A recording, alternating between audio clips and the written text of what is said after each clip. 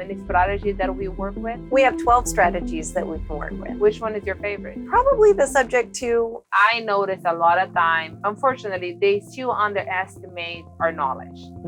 Do you notice that as well when you are negotiating work with other entrepreneur males? It does happen. There is a little bit of that happens on job sites or at negotiations, but you just have to be confident. And if you're confident in what you're saying, then it will come through to whoever's listening, and you just don't compromise on whatever you're going for, and eventually they'll realize you're serious. Have you ever walked on a property and then waiting for the husband, even though you are the one who is making that decision? Oh yes, I've had contractors not listen to me after I've told them multiple times that something needed to be a certain way. Instead of fighting and beating my head against the wall, I just told Jake to tell them the same thing. What are the things that you learned that the next time you're going to be more strategic, that you will be heard from the first time? I think just making sure that they understand that you are the decision maker, they're contractors and they want to get paid, that you're the one that's paying them. In which moment did you realize that real estate was actually really going to work for you?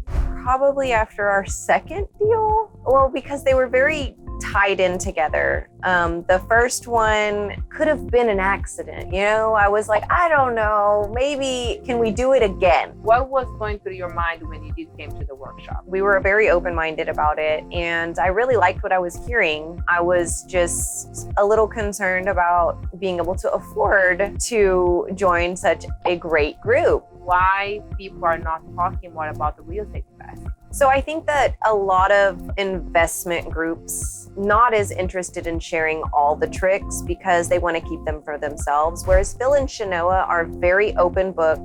They want everyone to be wealthy with them. What do you think that is missing on our daily life?